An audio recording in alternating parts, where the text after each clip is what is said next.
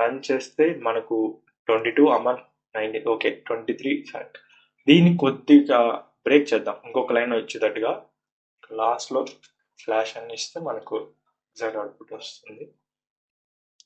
Yes, ఇలా మనకు space రావడం వల్ల మనకు క్లియర్గా అర్థమవుతుంది. Hello everyone, welcome back to our YouTube channel. ఈరోజు డే 29 30 డేస్ లాంగ్వేజ్ సిరీస్లో అసలు స్ట్రెచెస్ అంటే ఏంటివి, స్ట్రెచెస్ని మనం ఎగ్జాంపుల్స్లో ఎలా యూజ్ చేయాలా, వీటన్నిటి గురించి ఈరోజు వీడియోలో డిస్కస్ చేయబోతున్నాను. వీడియోని ఎండ్ వరకు చూడండి, మీరు చాలా విషయాలు నేర్చుకోబోతున్నారు. Let's start our video. So first వచ్చేసరికి పార్ట్ 1, వాట్ ఈజ్ స్ట్రెచర్. అసలు స్ట్రెచర్ అంటే ఏంటిది? సింపుల్గా చెప్పాలంటే structure is user define data type. నేను డేటా టైప్స్ గురించి ఆల్రెడీ చెప్పాను, ఓకేనా? ఆ వీడియో లింక్ నేను డిస్క్రిప్షన్ ఇస్తాను, వీడియో కూడా చూడండి.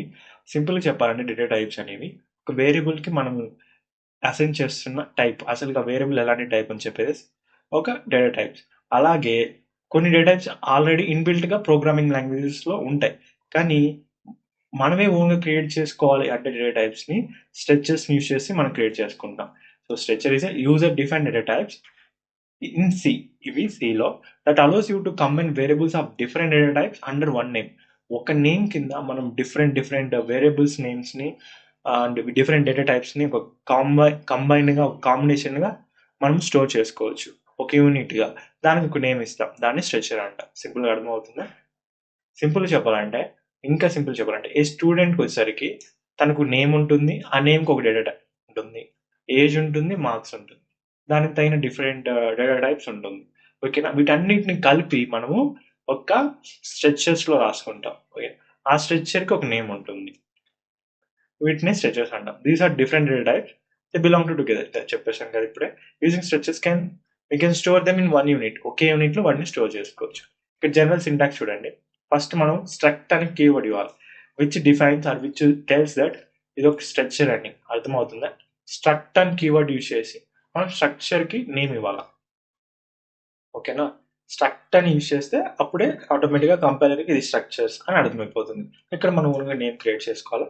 ఇక్కడ డేటా టైప్స్ ఇవ్వాలి, వాట్ ఎవర్, ఇంట్ కానీ ఫ్లోట్ కానీ మీరు ఒక వేరియబుల్ క్రియేట్ చేసుకోండి. ఇలా ఎన్నైనా మీరు క్రియేట్ చేసుకోవచ్చు ఒకే స్ట్రక్చర్లో. ఇది సింటాక్స్. ఇక్కడ semicolon, flower bracket open and close చేసి ఫైనల్గా సెమీకోలన్తో ఎండ్ చేయాలి. ఇది general syntax of structure. Let's move to another part, defining and using a structure. అసలు స్ట్రక్చర్స్ని ఎలా డిఫైన్ చేయాలా, వాటిని ఎలా యూజ్ చేయాలనేది ఈ యొక్క పార్ట్. ఇక్కడ మనము హెడర్ ఫైల్లో స్ట్రింగ్ డాట్ అండ్ హెచ్ అని యూజ్ చేయాలి, ఎందుకంటే ఇక్కడ మనము స్టూడెంట్కి సంబంధించిన స్ట్రక్చర్ని బిల్డ్ చేసాం.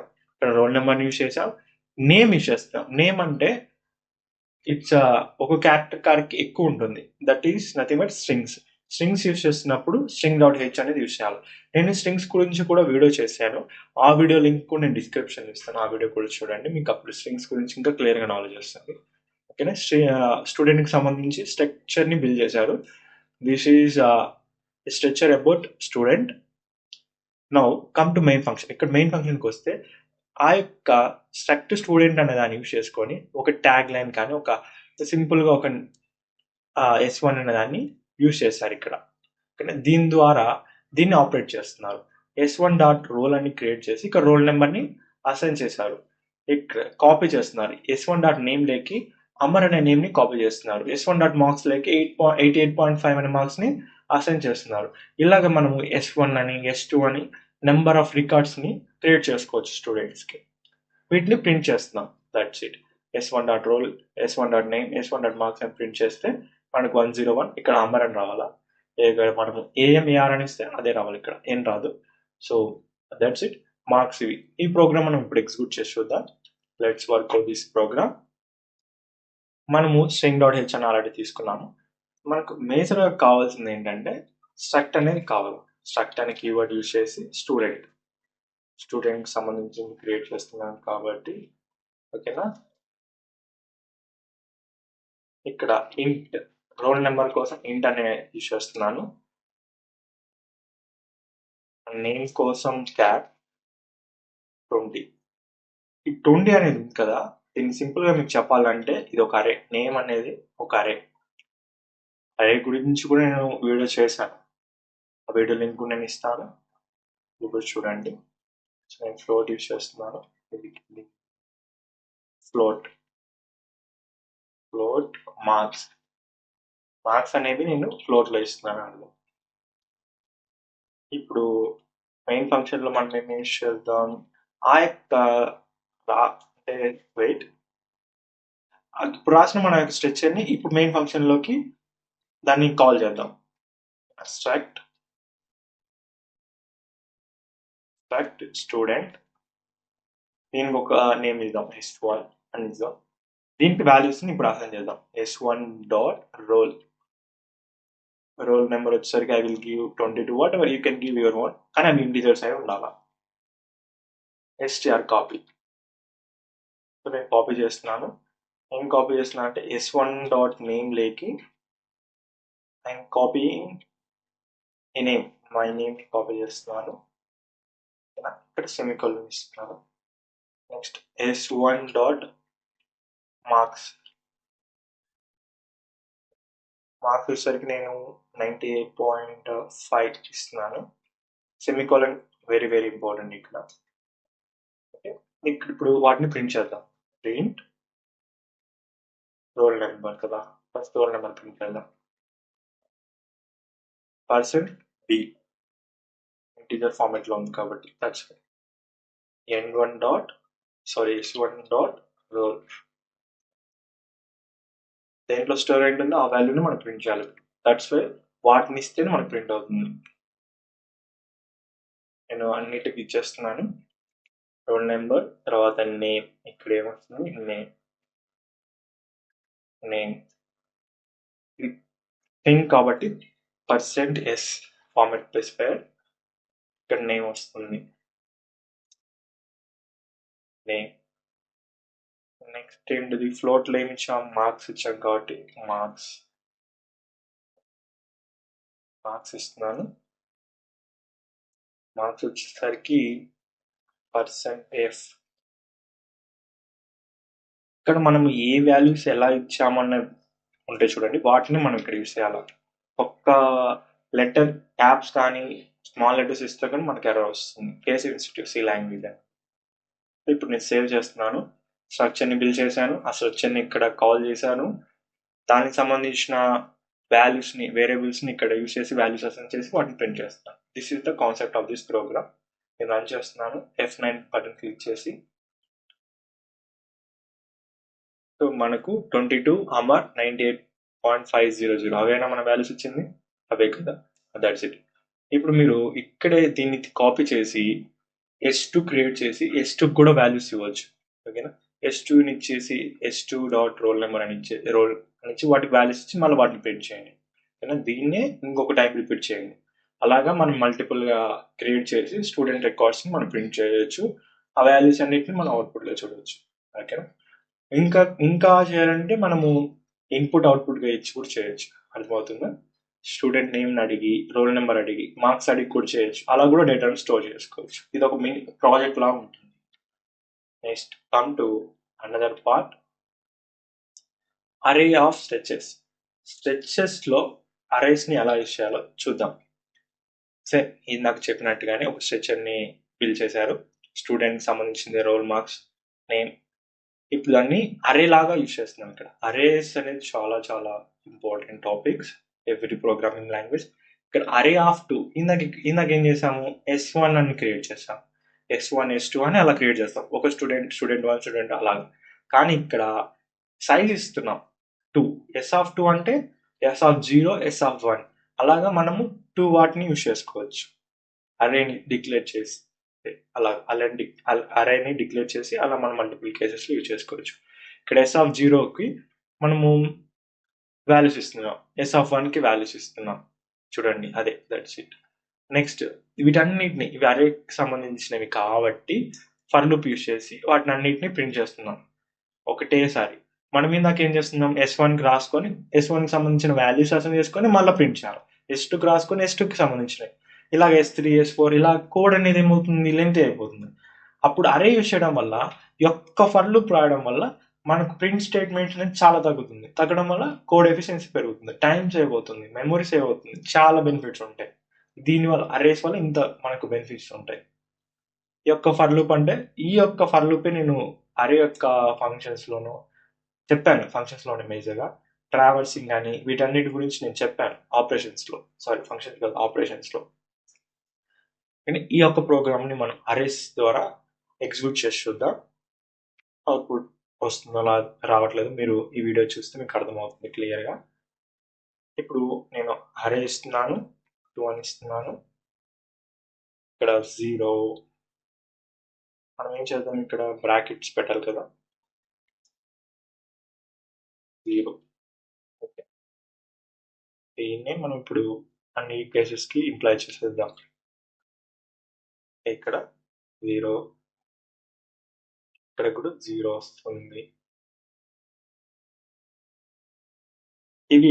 ఇవి ఇక్కడ అవసరం లేదు, మనము ఫస్ట్ వీటినే ఇంకొక టైం మనము ఇక్కడ 1 ఇక్కడ 1 అంటే 0, 1 అనేవి ఇండెక్స్ వాల్యూస్ ఉంటాయి కదా, వాటిని మనం యూజ్ చేసుకొని మనము డేటాని ఇస్తున్నాం ఇక్కడ. ఇది అరేకి సంబంధించింది వాల్యూస్, వీటిని మనం ప్రింట్ చేయడం కోసం ఫర్ లూప్ యూజ్ చేయాలి. So now use for loop for I equals to 0. Array index values 0 నుంచి స్టార్ట్ అవుతాయి కాబట్టి that's why I'm taking index value 0 less than 2 size నేను 2 ఇచ్చుకున్నాను కాబట్టి దట్స్ ఫైన్. ఇక్కడ బ్రాకెట్ అనేది దీని బయట పెడదాం, ఇక్కడ యూజ్ చేద్దాం బ్రాకెట్. ఓకే, ఇక్కడ 1 కదా రావాల్సింది, I రావాలా.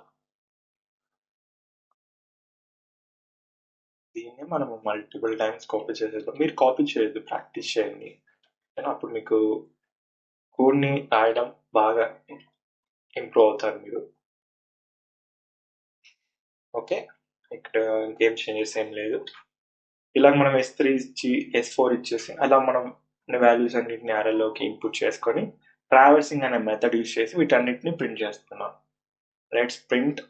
ఇక్కడ నేమ్స్ ఇక్కడ కొన్ని వాల్యూస్ చేంజ్ చేద్దాం.